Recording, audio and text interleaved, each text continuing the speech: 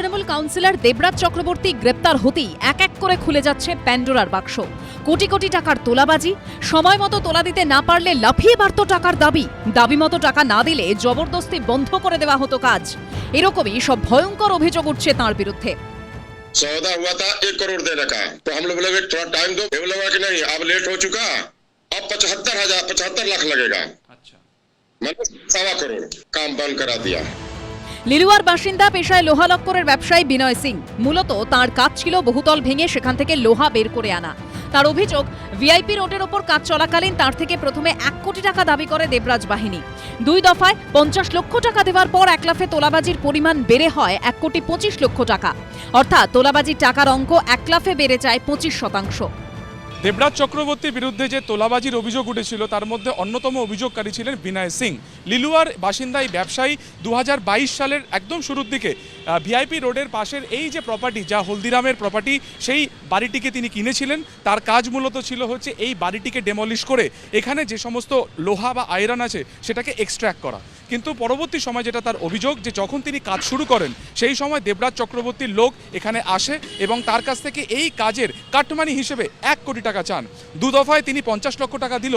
পরবর্তী টাকার দেওয়ার আগেই সেই টাকার অ্যামাউন্ট অনেকটা বাড়িয়ে দেওয়া হয় এবং তখন সেই টাকার অ্যামাউন্ট হয়ে যায় প্রায় 1,25 লক্ষ টাকা। এবং এই টাকা দিতে অপারগ থাকাতে সেই সময় কিন্তু কাজ কার্যত বন্ধ থাকে রাখতে হয় এই বিনয় সিংকে। 250 से 300 लड़का लेकर के देवराज और उनका एक और दोस्त था, वो एलो लेकर पहुंचा वहां पे, बोला कि काम रोको, तो लोग 1 करोड़ से 1 पैसा कम नहीं लेगा। 2 बार 25-25 लाख सौदा हुआ था 1 करोड़ देने का, तो हम लोग बोले थोड़ा टाइम दो, माल कटेगा, जाएगा, बिक्री होगा, हम लोग देंगे। ये लगा कि नहीं, अब लेट हो चुका, अब 75 लाख लगेगा। अच्छा, मतलब 1.25 करोड़ काम बंद करा दिया। 2022 से आज 26, 4 साल पूरा काम बंद है। हाँ, बंद है सर। अब याची में हम FIR भी किया है, 2 ठो हुआ है, एक को 2 बार हम कोर्ट जा चुके हैं, हाई कोर्ट। এখানেই প্রশ্ন উঠছে, পুলিশ কি করছিল? কেন কোনো ব্যবস্থা নেয়নি দাপুটে তৃণমূল নেতা দেবরাজ চক্রবর্তীর বিরুদ্ধে? দেবরাজ চক্রবর্তী ওই প্রত্যন্ত এরিয়া, বিধাননগরের প্রত্যন্ত এরিয়া, মানে starting from airport down to Baguiati, via Baguiati, ধরো বিধাননগর এয়ারপোর্ট এরিয়া, সমস্ত জায়গায় ও একটা ক্রিমিনাল র্যাকেট মেনটেন করতো। এবং এই যে নেক্সাসটা, এটা কিন্তু Nexus in respect of syndicate, extortion এবং মানে তোলা তুলতো এমনভাবে তার কোনো বাছবিচার ছিল না। যত টোটো, অটোরিকশা, উবের, ভাড়া গাড়ি এবং খালি তাই না, রিক্সা স্ট্যান্ড থেকে পর্যন্ত টাকা তুলতো। এবং তার জন্য ও যে গ্যাংটাকে মেনটেন করতো সেটা অপারেট করতো কিন্তু এয়ারপোর্ট থেকে শুরু করে বিধাননগর অবধি। এবং এর পেছনে ওর যে কি প্রতিপত্তি ছিল সেটা বিগত তোমার 20 সাল থেকেই, ধরো বিগত 20 সাল থেকে কিন্তু সমানে করে যাচ্ছে। এবং ওর ডাইরেক্ট কন্ট্যাক্ট ছিল কিন্তু ক্যামাক স্ট্রিটের সঙ্গে, ভায়া সুমিত্রায়, এবং পরবর্তীকালে অভিষেক ব্যানার্জির সঙ্গে ডাইরেক্ট কন্ট্যাক্ট হয়। অভিষেক ব্যানার্জির অত্যন্ত বিশ্বস্ত এবং ঘনিষ্ঠ একজন ছিল। এবং যে টাকাটা ও রোজগার করেছে, এই দুর্নীতির টাকা যে কি পরিমাণ দুর্নীতির টাকা তুমি চিন্তা করতে পারছো না। যে মানে মানে উত্তর বাংলার পাহাড়ের একটা অংশ পর্যন্ত কিনে নিয়েছিল, বহু জায়গায় রিসর্ট, বেনামিতে রিসর্ট পর্যন্ত করেছে। কেবল রিসর্টই নয়, ওখানে যেভাবে ও টাকা শেল কোম্পানিগুলো বানিয়েছিল, ডিসি গ্লোবাল কোম্পানি, এরকম আরও বেশ কিছু কোম্পানি আছে। এবং এই সুদীর্ঘ 6-7 বছরে কিছু না হলে এখন পর্যন্ত পুলিশি তদন্ত যেটা উঠে এসছে, প্রায় 1200 কোটি টাকা এখন পর্যন্ত জানা গেছে। কিন্তু এইভাবে এই যে শেল কোম্পানি ছাড়াও আরও বেশ কিছু শেল কোম্পানি আছে যেখানে কিন্তু ও প্লেসমেন্ট করে রেখেছে। এবং ওর এগেনস্টে FIR হওয়ার পরে, বাগুইহাটিতে FIR হওয়ার পর থেকে কিন্তু ও পলাতক হয়েছে। পলাতক হওয়ার পরে কিন্তু প্রায় 6টা রাজ্য ঘুরে বেরিয়েছে। এবং কত কানিং এবং চতুর ক্রিমিনাল তুমি ভেবে দেখো।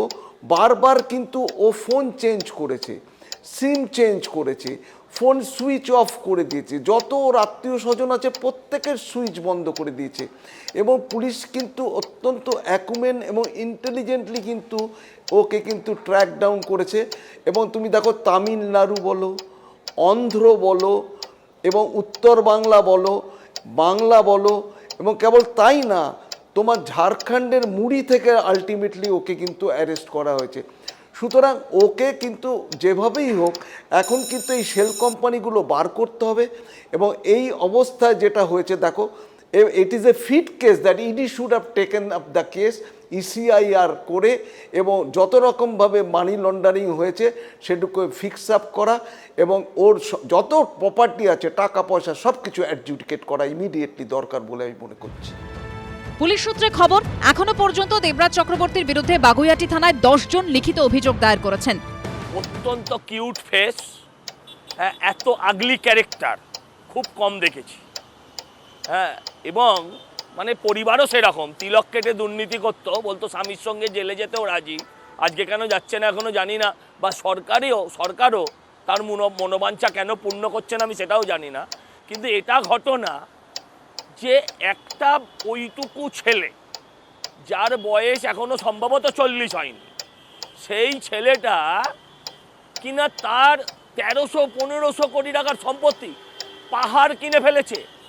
ওদের নেতা, ওদের পলিটিক্যাল অভিভাবক, পলিটিক্যাল বাপ দাদা যাই হোক না কেন, সে বালির খাদান কিনে ফেলেছে। ওর পলিটিক্যাল ব্রাদার শওকত মোল্লা সে নদী কিনে ফেলেছে। এরা যদি আর কিছুদিন এই দেশে এই রাজ্যে থাকতো তাহলে এই যে পৃথিবীর 3 ভাগ জল আর 1 ভাগ স্থল, এই বিজ্ঞানটাকেই এরা পাল্টে ফেলত। আপনি ভাবতে পারেন একটা ছেলে, এইটুকু ছেলে যার কোনো ব্যবসাও সামনে নেই, সে 1300-1400 কোটির সম্পত্তি হোক বা যদি 300 কোটিরও সম্পত্তি হয়, সে টাকাটা এলো কোত্থেকে? তৃণমূলটা কোম্পানি না তৃণমূলটা রাজনৈতিক দল না তৃণমূলটা একটা শিল্পগোষ্ঠী, এটাই আজকে ভাবতে অবাক লাগে। আমি অনুরোধ করব সরকারের কাছে, তৃণমূলের পঞ্চায়েত লেভেল থেকে একেবারে মমতা ব্যানার্জি অবধি ভালো করে ঝাড়াই পোছাই করা হোক। আপনি দেখবেন ভারতবর্ষের পশ্চিমবঙ্গে যে 8,15,000 কোটি টাকার ঋণ আছে সেটা 7 দিনের মধ্যে মিটে যাবে, 7 দিনের মধ্যে মিটে যাবে।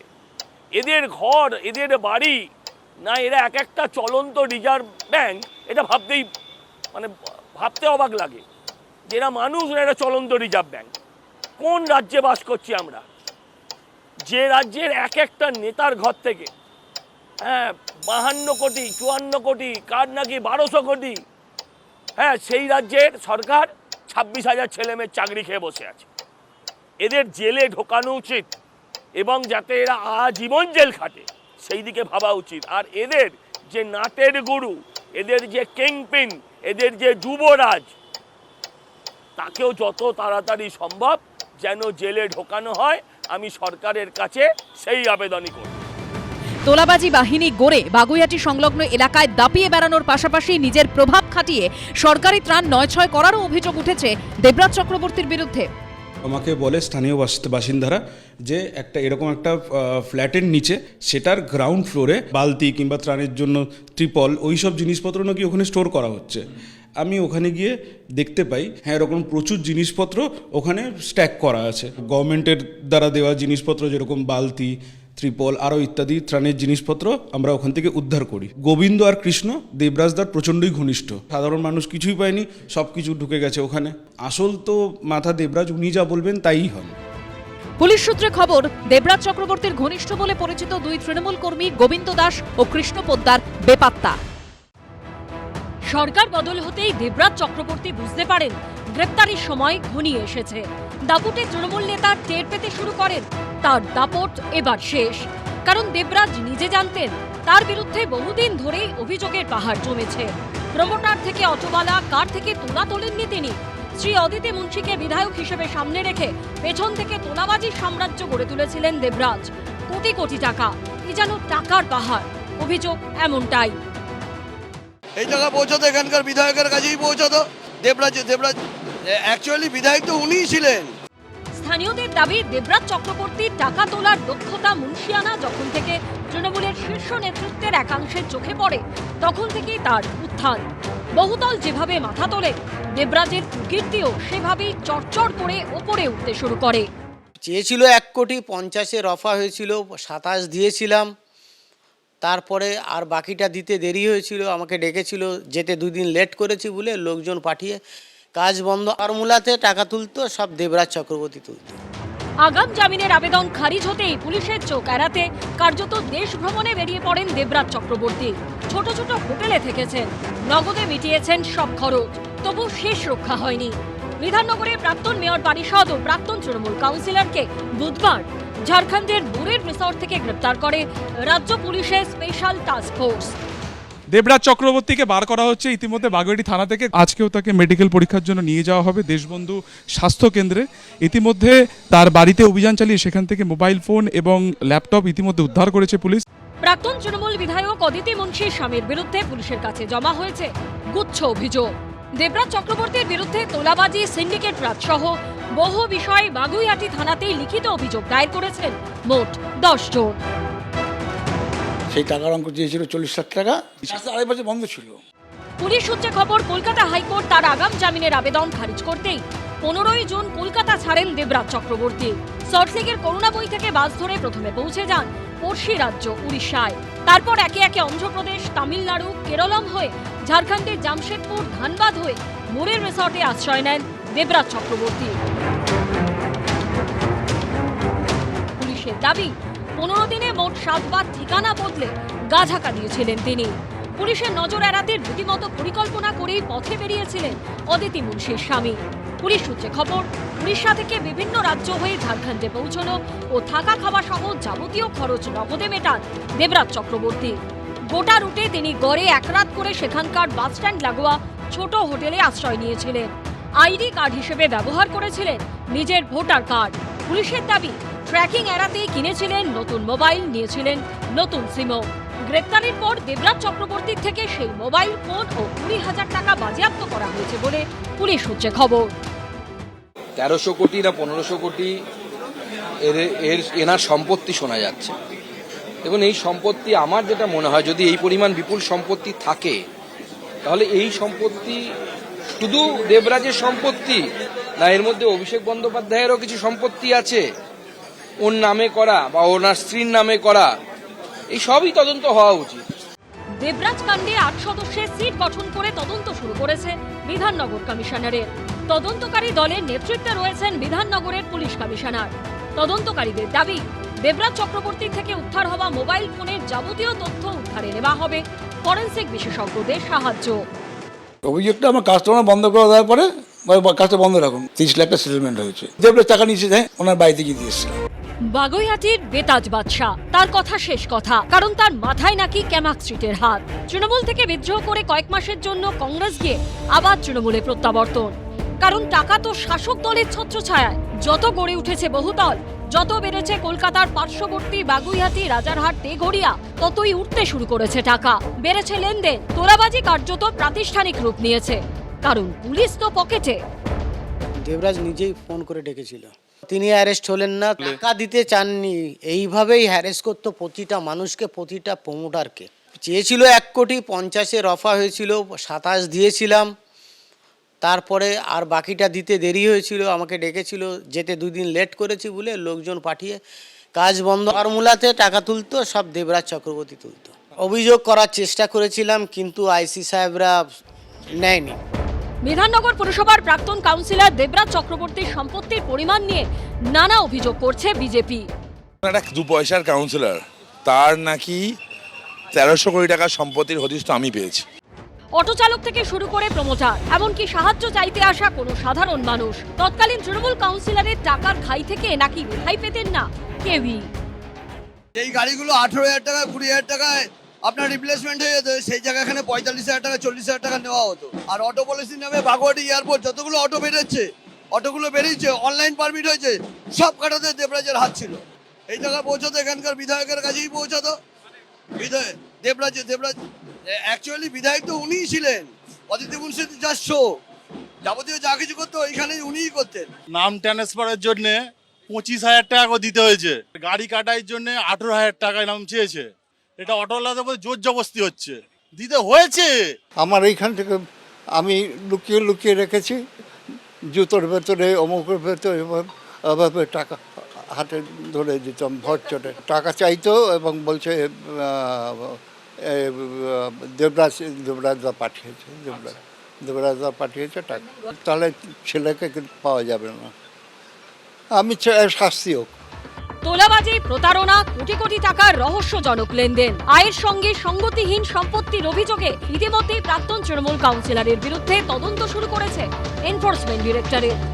দেবরাজ চক্রবর্তী জাস্ট একটা নাম নয়, মমতা বন্দ্যোপাধ্যায় এবং অভিষেক বন্দ্যোপাধ্যায় জায়গায় জায়গায় ভাইপো তৈরি করেছিল। সেরকম ভাইপো যদি ক্লাস ধরা হয় তো উত্তর চব্বিশ পরগনার ভাইপো হলো দেবরাজ চক্রবর্তী। কয়লা, বালি, গরু যে সিন্ডিকেট, তার টাকা এখান থেকে যাওয়া, এখানে ম্যানেজ করা, তার দায়িত্ব ছিল দেবরাজ চক্রবর্তী। শুধু এখানেই থেমে থাকে না সব কিছু, পুলিশের পোস্টিং কী হবে, ডিসি কে হবে, কোন থানার আইসি কে হবে, এবং তার বদলে বিপুল টাকা সেটাও চালাতো এই দেবরাজ চক্রবর্তী। ভোটের আগে যিনি আইসি ছিলেন বাগুড়ি থানার অমিতবাবু, দেবরাজ চক্রবর্তীর খুব পছন্দের লোক ছিলেন। একই সাথে বিধাননগর মিউনিসিপ্যাল কর্পোরেশনের কিছু ইঞ্জিনিয়ার তারাও যুক্ত ছিল। বাড়ি ভেঙে দেব, আপনার বাড়িটা ইলিগ্যাল হচ্ছে, গোলমাল আছে, এই করে ভয় দেখিয়ে এক্সটর্শন, অ্যাডমিনিস্ট্রেশনকে ব্যবহার করে এক্সটর্শন যদি কেউ করে থাকে তার নাম দেবরাজ চক্রবর্তী। প্রপার্টি কেনা, নিজের নামে প্রপার্টি কেনা, বউয়ের নামে প্রপার্টি কেনা, একটা পাবলিশার আছে, সে পাবলিশারের নামে ঘুরিয়ে দেওয়া, ঘুরিয়ে টাকা নেওয়া।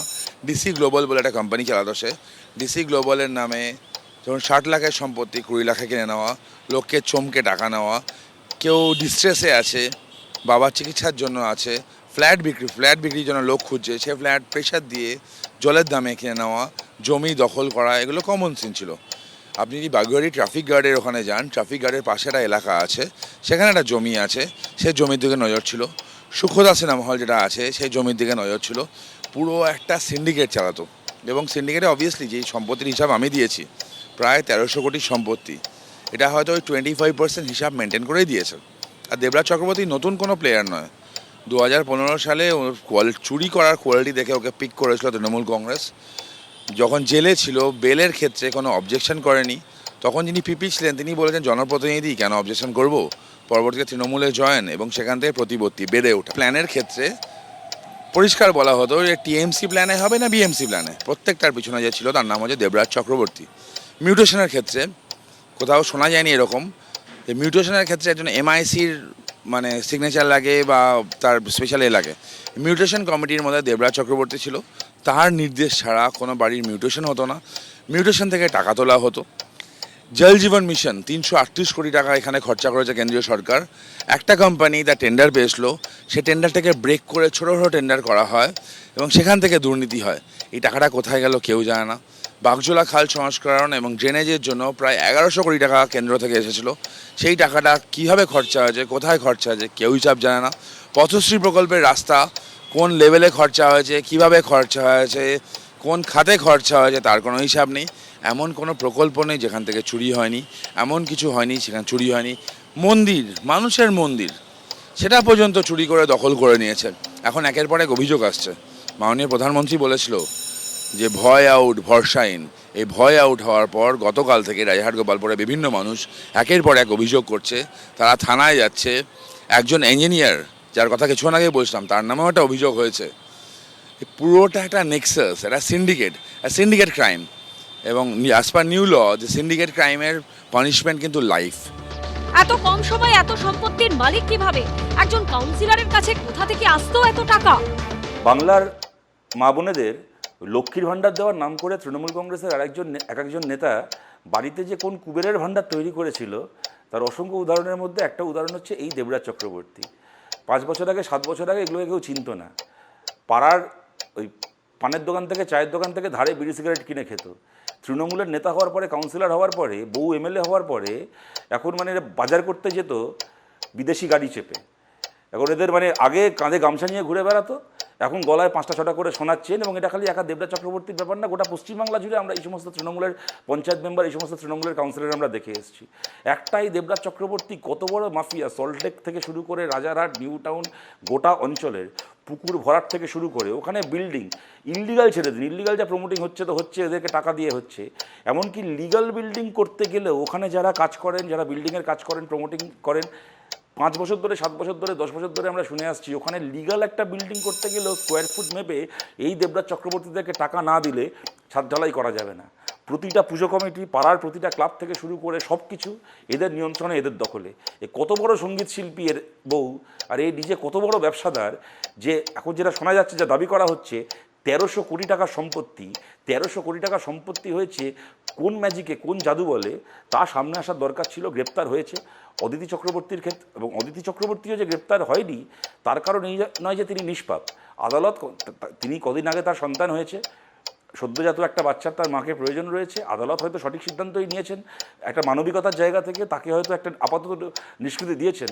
কিন্তু আমরা এটাও মনে করি যে অদিতি চক্রবর্তীকেও এই তদন্তের আওতায় এনে এই চুরির সম্পত্তি এদের কাছ থেকে উদ্ধার করা এবং এদের কৃতকর্মের শাস্তি এদেরকে পেতে হবে। কিন্তু তার পাশাপাশি আমাদেরকে এই প্রশ্নটাও করতে হবে, আজকে দেবরাজ গ্রেপ্তার হয়েছেন, আজকে অদিতি চক্রবর্তীর বিরুদ্ধে ব্যবস্থা হচ্ছে অদিতি চক্রবর্তী ভোটে হেরে গেছে বলে, তিনি বিধায়ক নন, তাই তার আর ভালো তৃণমূল হওয়ার সুযোগ নেই বলে। সুজিত বসু গ্রেপ্তার হয়েছে ভোটে হেরে গেছে বলে। তাপস চ্যাটার্জিরা গ্রেপ্তার হতে পারে, তার বিরুদ্ধে তদন্ত চলছে, শোনা যাচ্ছে গ্রেপ্তার হতে পারে, ভোটে হেরে গেছে বলে। সব্যসাচী গ্রেপ্তার হয়েছে ভোটে হেরে গেছে বলে। কিন্তু যারা ভোটে হারেনি, যে এই সন্দীপন সাহা, জাভেদ খান থেকে শুরু করে আজকে দেবরাজ চক্রবর্তীর নামে যেরকম বিজেপির বিধায়ক অভিযোগ করছেন তার 1300 কোটি টাকার সম্পত্তি আছে, জাভেদ খানের ছেলের ব্যাপারে স্বয়ং শুভেন্দু অধিকারী ফলতায় মিটিং করতে গিয়ে, মুখ্যমন্ত্রী হয়ে যাওয়ার পরে শুভেন্দু অধিকারী বললেন 90টা সম্পত্তি আছে জাভেদ খানের খালি ছেলের নামে। অসংখ্য পুকুর ভরাট করে বেআইনি বিল্ডিং করা থেকে শুরু করে বাকি যা যা কৃতকর্ম 30-35 বছর ধরে তফসি এলাকায় করে গেছে, শুভেন্দু অধিকারীরা নিজে মুখে বলেছেন। এরকমভাবে গোটা পশ্চিমবাংলা জুড়ে একের পর এক যারা এইবার তৃণমূলের যে এমএলএরা জিতেছে, সেটা ঋতুব্রত ব্যানার্জির বিরুদ্ধে ধর্ষণের মামলা হতে পারে, জাভেদ খানদের বিরুদ্ধে বেআইনি বিল্ডিং তৈরি, পুকুর ভরাটের মামলা হতে পারে, কারোর বিরুদ্ধে তোলাবাজির মামলা হতে পারে। তারা সুযোগ পেয়ে গেল, যেহেতু তারা বিধানসভায় এখন বিধায়ক হিসেবে আছে, অতএব ভালো তৃণমূল হয়ে বিজেপির পোষা বিরোধী পক্ষ হয়ে তাদের কৃতকর্মের শাস্তি পাওয়ার হাত থেকে তারা বেঁচে গেল। সূত্রের খবর, ইডি খতিয়ে দেখছে প্রতারণা, তোলাবাজির এই বিপুল অঙ্কের টাকা কোথায় গেল। শুধুই কি দেবরাজ চক্রবর্তী, নাকি নেপথ্যে কোনো প্রভাবশালী চক্র রয়েছে? দেবরাজ হয়ে কার কাছে পৌঁছতো এত টাকা? তোলাবাজির কোটি কোটি টাকা কিভাবে ঘোরানো হয়েছে? কোনো শেল কোম্পানি খোলা হয়েছিল কি, নাকি হাওয়ালার মাধ্যমে পাচার করা হয়েছে? এই টাকা দিয়ে কোনো বেনামি সম্পত্তি কেনা হয়েছিল কিনা? দেবরাজকে ফোন করেছিল যে দেবরাজ, ওর হাতে টাকাটা আমি দেব। দেবরাজ খুব জোর ওনাকে একটা ধমক দেয়, আপনি আর এইখানে কখনো ফোন করবেন না, ফোন রাখেন। টাকা তার হাতে দিয়ে দিয়েছে। টোটাল 25 থেকে 26 লাখ টাকা টোটাল এই দেবরাজের হাতেই গেছে। দেবরাজ চক্রবর্তী গ্রেপ্তার, এবার তদন্তের কেন্দ্রে রহস্যময় সংস্থা ডিসি গ্লোবাল। এই কোম্পানির আড়ালে কি চলতো কুকীর্তির কারবার? দুর্নীতির কালো টাকা বাজারে বিনিয়োগ করে সাদা করতেই কি খোলা হয়েছিল ডিসি গ্লোবাল নামে সংস্থাটি? জবাব খুঁজছে দেবরাজ কাণ্ডে গঠিত বিধাননগর কমিশনারেটের 8 সদস্যের সিট। পুলিশ সূত্রে খবর, বুধবার দেবরাজ চক্রবর্তীকে গ্রেপ্তারের দিনেই তার স্ত্রী অদিতি মুন্সিকে জিজ্ঞাসাবাদ করতে তাদের মধ্যমগ্রামের বাড়িতে পৌঁছে যায় বাগুইআটি থানার মহিলা পুলিশ অফিসাররা। স্বামী দেবরাজের বিরুদ্ধে ওঠা গুচ্ছ অভিযোগের বিষয় রাজারহাট গোপালপুরের প্রাক্তন তৃণমূল বিধায়ককে বেশ কয়েক ঘন্টা জিজ্ঞাসাবাদ করা হয়। এর পাশাপাশি দেবরাজ অদিতির মধ্যমগ্রামের বাড়ি থেকে কয়েকটি জিনিস বাজেয়াপ্ত করা হয়। পুলিশ সূত্রে খবর, বাজেয়াপ্ত করা হয়েছে 2টি মোবাইল ফোন ও একটি ল্যাপটপ। পাশাপাশি দেবরাজ অদিতির ব্যাংকের বিভিন্ন নথি ও তাদের জয়েন্ট অ্যাকাউন্টের কাগজপত্র বাজেয়াপ্ত করেন তদন্তকারীরা। আতশ কাছের তলায় এই মুহূর্তে ডিসি গ্লোবাল নামে এই সংস্থা। পুলিশ সূত্রে যেটা জানা যাচ্ছে যে দেবরাজ গ্রেফতারের আগে তার বাড়িতে যখন পুলিশি তদন্তের জন্য সেখানে অভিযান হয়, সেই সময় সেখান থেকে 2টি মোবাইল ফোন এবং ল্যাপটপ পাওয়া যায়। এই ল্যাপটপের ভেতর থেকে ডিসি গ্লোবাল নামে একটি সংস্থার হদিশ মেলে তদন্তকারীদের, এবং সেখান থেকে জানা যায় যে বিগত 5 বছরে এবং বিশেষ করে শেষ কয়েক বছরে এই ডিসি গ্লোবালের নামে একাধিক সম্পত্তি কেনা হয়েছিল। পুলিশ সূত্রে দাবি, এই সংস্থার নামে গত কয়েক বছরে একাধিক স্থাবর অস্থাবর সম্পত্তি কেনা হয়েছে, বদল হয়েছে মালিকানাও। তদন্তকারীদের নজরে দেবরাজ চক্রবর্তী ও অদিতি মুন্সির ব্যাংক অ্যাকাউন্টের লেনদেন। পুলিশ সূত্রে দাবি, কখনো দেবরাজ অদিতির ব্যক্তিগত অ্যাকাউন্ট থেকে, আবার কখনো ডিসি গ্লোবাল সংস্থার অ্যাকাউন্ট থেকে অন্য অ্যাকাউন্টে বড় অঙ্কের টাকা পাঠানো হয়েছে। ঝাড়খণ্ডে একাধিক আর্থিক লেনদেনের সূত্র মিলেছে। ট্রাভেলস সংস্থায় টাকা বিনিয়োগ করা হয়েছে বলে অনুমান তদন্তকারীদের। এই লেনদেনের উৎস কি? কালো টাকা সাদা করার চক্র, নাকি দুর্নীতির টাকা ঘোরানোর পথ? উঠছে প্রশ্ন। পুলিশ সূত্রে আরো দাবি করা হচ্ছে, দেবরাজ অদিতির বাড়ি থেকে বাজেয়াপ্ত 2টি মোবাইল ফোন ঘেঁটে দেখা গেছে হোয়াটসঅ্যাপ চ্যাট এবং কল হিস্ট্রি ডিলিট করা হয়েছে। সেই ডিলিট হওয়া তথ্য ফিরিয়ে আনার চেষ্টা চলছে। ফরেনসিক পরীক্ষার জন্য পাঠানো হচ্ছে মোবাইল ফোন ও ল্যাপটপ। ডিসি দেবরাজ চক্রবর্তী, নাকি এর নেপথ্যে অন্য কেউ রয়েছে তদন্তকারীরা জানার চেষ্টা করছেন। এছাড়া তার মোবাইল ফোনে বেশ কিছু হোয়াটসঅ্যাপ চ্যাট ডিলিট করা হয়েছে, সেই সমস্ত চ্যাটে কী ছিল সেটাকে রিট্রিভ করার ট্রাই করছেন বা চেষ্টা করছেন তদন্তকারীরা। পুলিশ সূত্রে দাবি করা হচ্ছে, দেবরাজ চক্রবর্তীর সূত্রে হদিশ মেলা ডিসি গ্লোবাল সংস্থাটি 2015 সালে তৈরি হলেও কোম্পানির টার্নওভারের বিষয়ে কোনো তথ্য মেলেনি। মাত্র 1 লক্ষ টাকা মূলধন নিয়ে শুরু হয়েছিল এই ইনফ্রাস্ট্রাকচার সংস্থা, কিন্তু তার কার্যকলাপ ঘিরে রয়েছে একাধিক প্রশ্ন।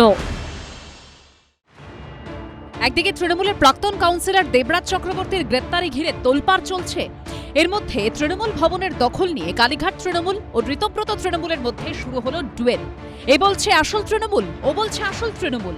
তৃণমূলের দুই শিবিরের মধ্যে দ্বন্দ্ব, সংঘাত, রেষারেষি কোথায় গিয়ে শেষ হবে কেউ জানে না। দলের নাম, প্রতীক, তহবিল কে পাবে তা নিয়ে কালীঘাট তৃণমূল ও ঋতব্রত তৃণমূলের মধ্যে লড়াই ইতিমধ্যেই দিল্লিতে নির্বাচন কমিশন অবধি পৌঁছে গেছে। এরই মধ্যে এবার দপ্তর নিয়েও যুদ্ধ বাঁধল।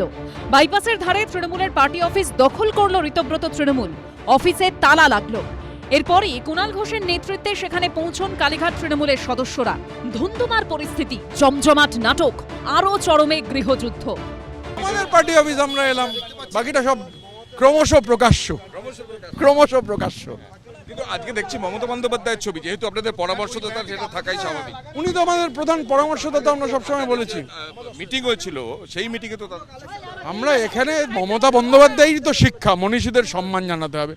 আমরা জাতির জনক, সংবিধানের প্রণেতা, 1000 বছরের শ্রেষ্ঠ বাঙালি বিদ্রোহী কবি, এই শিক্ষা তো তাদের সম্মান জানিয়েছে, মমতা বন্দ্যোপাধ্যায়ের শিক্ষা। উলুবেড়িয়া পূর্ব ক্ষমতা হচ্ছে না তো এলাকায় ঢোকার, বিজেপির বা পরোক্ষ সাপোর্ট নিয়ে কি করে তৃণমূলের ক্ষতি করা যায়, কি করে তৃণমূলের পিঠে ছুরি মারা যায়।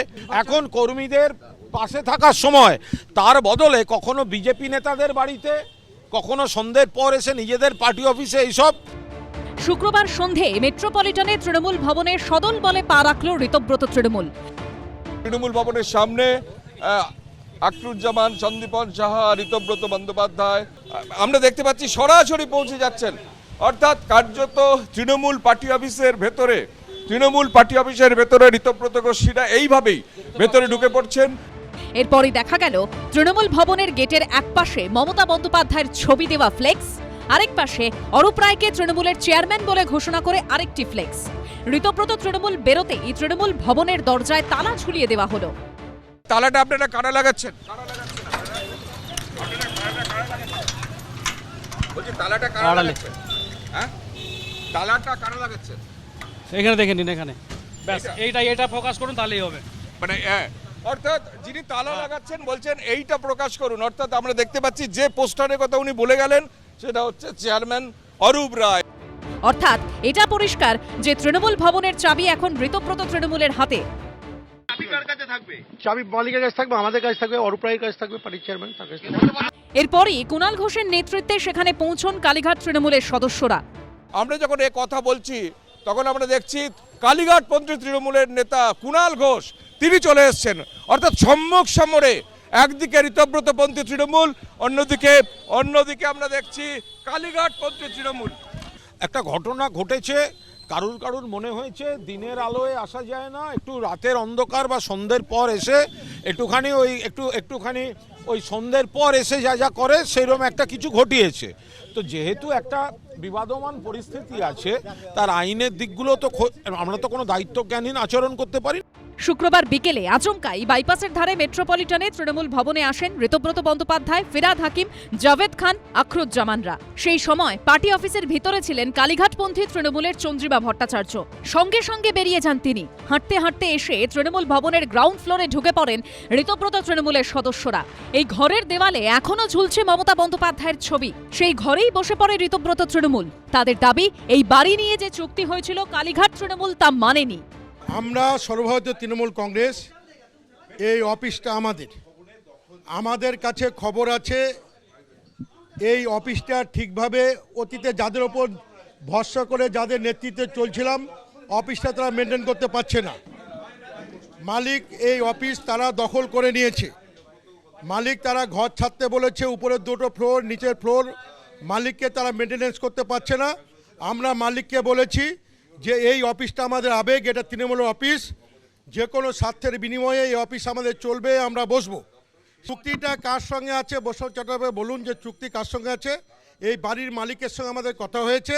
তৃণমূল কংগ্রেসের দফতর এবং এ নিয়ে আমরা কিছুদিন আগেই এই এখানে যে পুলিশ থানাটি রয়েছে সেখানে ডকুমেন্টও দিয়ে যাওয়া হয়েছিল যে কেন মানে এটা আমাদের মানে আপাতত আমাদের মূল অফিসটা তৈরির সময় এটা একটা অস্থায়ী, এটা সাময়িক একটা চলছে। এখন হঠাৎ কেন তারা এলেন, আসতেই পারেন। জাতীয় নির্বাচন কমিশনের ফুল বেঞ্চের সঙ্গে বৈঠকের মাত্র 24 ঘন্টা পরই ঋতব্রত তৃণমূল যেভাবে তৃণমূল ভবনের কার্যত দখল নিল তা অত্যন্ত তাৎপর্যপূর্ণ। মালিকের অনুমতি নিয়ে যেমন গ্রাউন্ড ফ্লোরে যেখানে কথা বলছি, সেকেন্ড ফ্লোর, থার্ড ফ্লোর সমস্ত কিছু মালিক আমাদের সঙ্গে সমস্ত চুক্তিবদ্ধ হয়েছে। মালিকের কাছে জানতে পারবেন যে আমরা তৃণমূল কংগ্রেস আমাদের আবেগ আমরা ধরে রাখতে চাই, যে কোনো স্বার্থের বিনিময়ে এই অফিসটাকে আমরা কন্টিনিউ করব। আসল বিষয়টা দুলালের তালমিছরি নয়, এটা সর্বভারতীয় তৃণমূল কংগ্রেস মমতা বন্দ্যোপাধ্যায়ের লড়াই এবং অসংখ্য কর্মী সমর্থকের রক্ত জল করা, এটা একটা পার্টি। আসল নকলের বিষয়টা ওইভাবে হয় না। তাহলে ঘরের দেওয়ালে যার ছবি সেই মমতা বন্দ্যোপাধ্যায়ের উপস্থিতি কি স্রেফ খাতায় কলমে? ঋতব্রত তৃণমূল এদিনও স্পষ্ট করে দিয়েছে তাদের কাছে মমতা বন্দ্যোপাধ্যায়ের একমাত্র জায়গা স্রেফ পরামর্শদাতা হিসেবেই। মমতা ব্যানার্জি আমাদের চিফ অ্যাডভাইসার হিসেবে থাকুন, উনি যদি থাকতে রাজি হন আমাদের আপত্তি নয়, উনি থাকেন ওনার ছবি থাকবে, যদি না থাকেন আমরা ছবি হটিয়ে দেব। পার্টি অফিসে আগে আসতাম, এখনো এসছি আমরা, আমাদের পার্টি অফিসে এসছি আমরা, নতুন তো কিছু নয়। আপনারা তো আসল আমরা তৃণমূল, আসল নকলের এখানে কোনো প্রশ্ন আসল নকলের মমতা বন্দ্যোপাধ্যায় কি আমাদের চিফ অ্যাডভাইজার অভিষেক বন্দ্যোপাধ্যায়, ওটা ওনাদেরকে জিজ্ঞাসা। আমরা তৃণমূল কংগ্রেস করি, আমাদের অ্যাডভাইজার হিসাবে আমাদের মেন মাথা হিসাবে আমরা দিদিকে চাই, আমরা ওনার কথার উপরে চেষ্টা করব, উনি আমাদের যদি ত্যাগ দিয়ে দেন তখন আলাদা কথা। মমতা বন্দ্যোপাধ্যায়ের স্ট্রাগলের উপর দাঁড়িয়ে আপনি জিজ্ঞেস করুন না, যারা এসছিল তারা যে এমএলএ হয়েছে, নির্দল এমএলএ হয়েছে, যারা এসছিল তারা এমএলএ হওয়ার সময় একটা ফর্ম জমা দিতে হয়েছিল, ফর্ম এ আর ফর্ম বি, তাতে সই হচ্ছে মমতা ব্যানার্জি আর অভিষেক ব্যানার্জির, যে ওরা তৃণমূল এবং ওরা জোড়া ফুলের এই সার্টিফাই করেছেন মমতা ব্যানার্জিরা, আর আজকে বলছেন মমতা ব্যানার্জি নয়, এটা কোনো কাজের কথা। মমতা বন্দ্যোপাধ্যায়ের একদা ঘনিষ্ঠ ফিরহাদ হাকিমকেও এদিন দেখা যায় ঋতব্রত বন্দ্যোপাধ্যায়দের সঙ্গে, যদিও বারবারই প্রশ্নের উত্তর এড়িয়ে যান তিনি।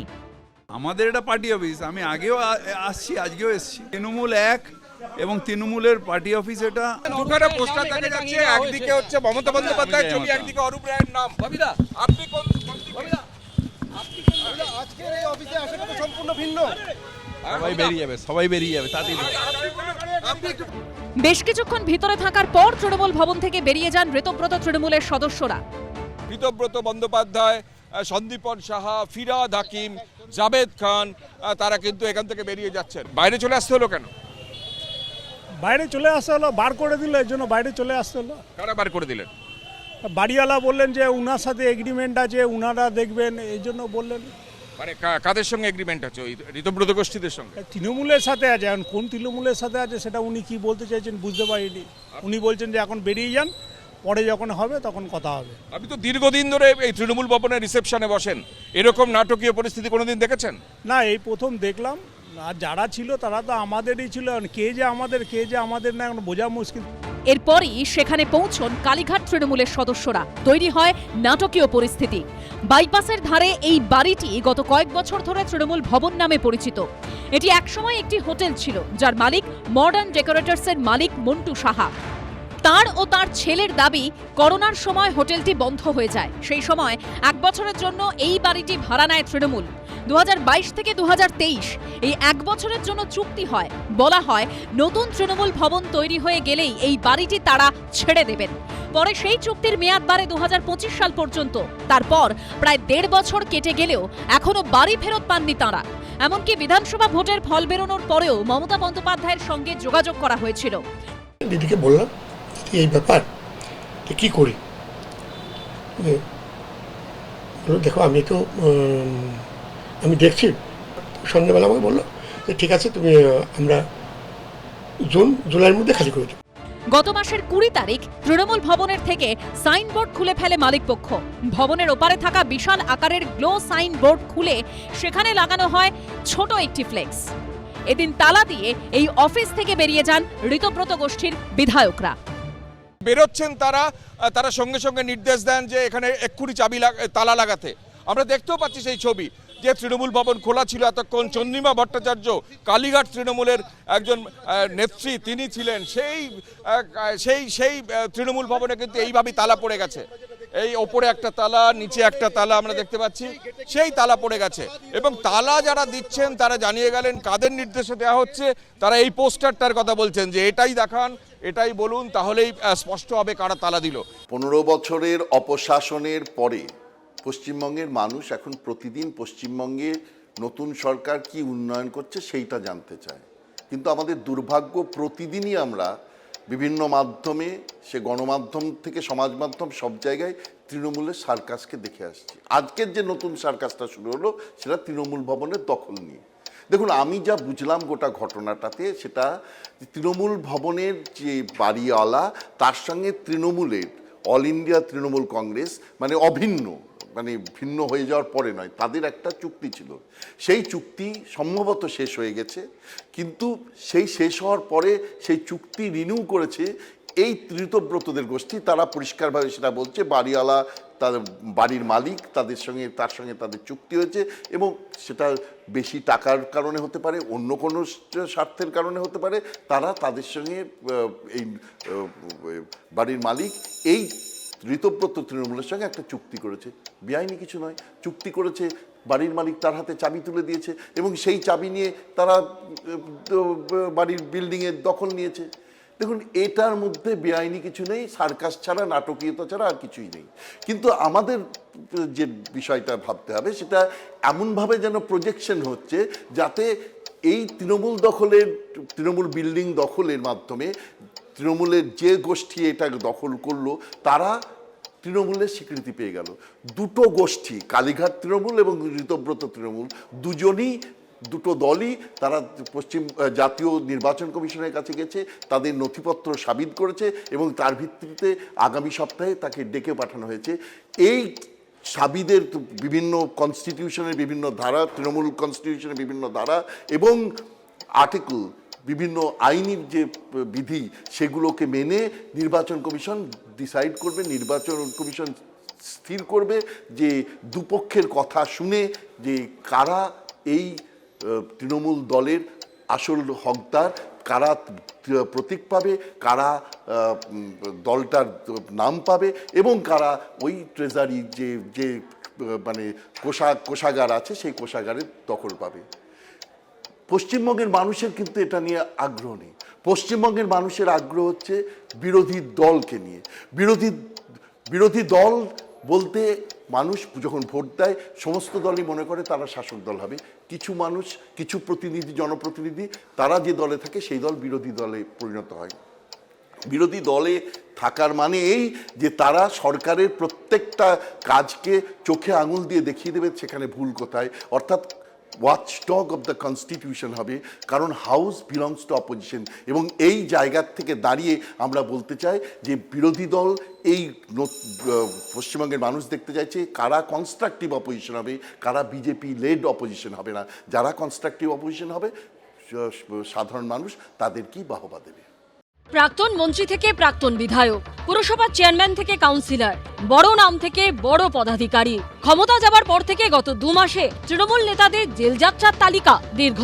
প্রাক্তন দমকল মন্ত্রী সুজিত বসু থেকে প্রাক্তন পরিবহন প্রতিমন্ত্রী ও বিষ্ণুপুরের তৃণমূল বিধায়ক দিলীপ মণ্ডল, প্রাক্তন কারামন্ত্রী উজ্জ্বল বিশ্বাস থেকে প্রাক্তন উত্তরবঙ্গ উন্নয়ন মন্ত্রী উদয়ন গুহ, হুগলির তারকেশ্বরের প্রাক্তন বিধায়ক রামেন্দ্র সিংহ রায়। কে নেই এই তালিকায়? এরই সঙ্গে গ্রেপ্তার করা হয়েছে বিধাননগরের প্রাক্তন চেয়ারম্যান সব্যসাচী দত্ত, বিধাননগর পুরসভার প্রাক্তন কাউন্সিলর দেবরাজ চক্রবর্তী, ক্যানিং পূর্বের প্রাক্তন তৃণমূল বিধায়ক শওকত মোল্লা। বিধানসভা ভোটে ফলতার তৃণমূল প্রার্থী জাহাঙ্গীর খানের মতো তৃণমূলের কেউ কেটাদের পুলিশের সামনে কাউকে ডিম মারা হয়েছে, কাউকে রাস্তায় ঘুরিয়ে পুনর্নির্মাণ করা হয়েছে। বেশিরভাগের বিরুদ্ধেই তোলাবাজির অভিযোগে রয়েছে মামলা। এছাড়াও প্রতারণা, অপরাধমূলক বিশ্বাসভঙ্গের মতো বিভিন্ন অভিযোগ রয়েছে তৃণমূলের একদা এই হেভিওয়েটদের নামে। তোলাবাজির অভিযোগে গ্রেপ্তার করা হয়েছে বিধাননগরের প্রাক্তন চেয়ারম্যান সব্যসাচী দত্তকে। হুমকির অভিযোগে গ্রেপ্তার করা হয় প্রাক্তন পরিবহন প্রতিমন্ত্রী দিলীপ মণ্ডলকে। পুরনিয়োগ দুর্নীতি মামলায় ইডির হাতে গ্রেপ্তার হয়েছেন প্রাক্তন দমকল মন্ত্রী সুজিত বসু। সরকারি ত্রাণ সামগ্রী অবৈধভাবে মজুতের অভিযোগে গ্রেপ্তার করা হয় তৃণমূল জমানার কারামন্ত্রী উজ্জ্বল বিশ্বাসকে। এই একই অভিযোগে গ্রেপ্তার করা হয় তারকেশ্বরের প্রাক্তন তৃণমূল বিধায়ক রামেন্দু সিংহ রায়কে। প্রতারণা ও অপরাধমূলক ষড়যন্ত্রের মামলায় গ্রেপ্তার করা হয়েছে উদয়ন গুহকে। লক্ষ লক্ষ টাকা তোলাবাজির অভিযোগে বুধবার প্রাক্তন তৃণমূল বিধায়ক অদিতি মুন্সির স্বামী দেবরাজ চক্রবর্তীকে গ্রেপ্তার করেছে পুলিশ। ভাঙড় বিস্ফোরণ কাণ্ডে শওকত মোল্লাকে গ্রেপ্তার করেছে এনআইএ। অন্যদিকে ফলতার ব্যবসায়ীর অভিযোগের প্রেক্ষিতে শিলিগুড়ির পানি ট্যাঙ্কি থেকে জাহাঙ্গীর খানকে গ্রেপ্তার করে রাজ্য পুলিশের এসটিএফ।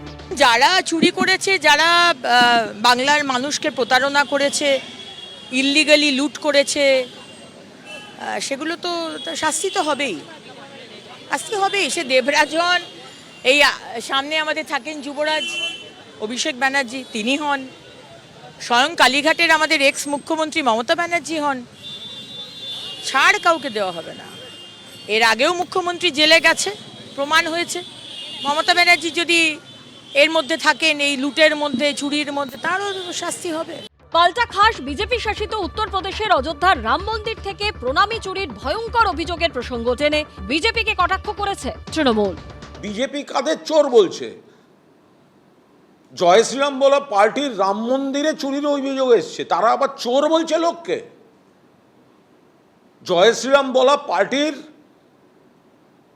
যাদের রাম মন্দির করবো না, রাম মন্দির করবো, সেই রাম মন্দির থেকে কুৎসিতভাবে টাকা চুরির অভিযোগ এসছে, বিপুল টাকা চুরির অভিযোগ এসছে। তাদের মুখে চুরির কথা শুনতে হবে? কেন্দ্রীয় প্রকল্পগুলো গুজরাট সহ অন্য জায়গায় চুরির অভিযোগ আসেনি? মন্ত্রীর ছেলে অ্যারেস্ট হয়নি? কখনো সিআইডি, কখনো ইডি, কখনো রাজ্য এজেন্সি, কখনো কেন্দ্রীয় এজেন্সি। গত মাসে পরপর অভিষেক বন্দ্যোপাধ্যায়কে জিজ্ঞাসাবাদ করেছে সিআইডি ও ইডি। তার আত্মসহায়ক সুমিত রায়ের বিরুদ্ধে জারি করা হয়েছে লুকআউট সার্কুলার। এদিকে প্রতিদিনই গ্রেপ্তার হয়ে চলেছেন তৃণমূলের একের পর এক ছোট বড় মেজো মাপের নেতারা। বুধবারই গ্রেপ্তার করা হয়েছে অভিষেক বন্দ্যোপাধ্যায়ের ঘনিষ্ঠ দেবরাজ চক্রবর্তীকে। চেয়েছিল 1,50,00,000 রফা হয়েছিল, 27 দিয়েছিলাম।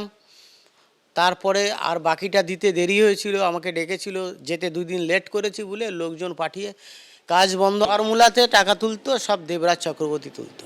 দেবরাজ শুধুমাত্র সাধারণ জনগণ ব্যবসায়ীদের থেকে তোলাবাজি করতো না, তৃণমূল নেতাদের থেকেও তোলাবাজি করতো। তৃণমূল নেতাদের থেকেও টাকা তুলতো দেবরাজ। ওখান থেকে বলে দিত ক্যামাক স্ট্রিটের নির্দেশ আছে, এত টাকা দিতে হবে, পঞ্চায়েতে ভোটে লড়তে হবে, ক্যামাক স্ট্রিটের নির্দেশ এত টাকা দিতে হবে। এই টাকাগুলো তো কালেকশন করতো দেবরাজ। আমি যেটা অভিযোগ করেছিলাম, 7,000 টাকা স্যালারি, একটা এমএলএ এর অ্যারাউন্ড 60,000 স্যালারি, আর বাদ বাকি এদিক ওদিক মিলে 1 লাখ সামথিং এর কাছাকাছি স্যালারি।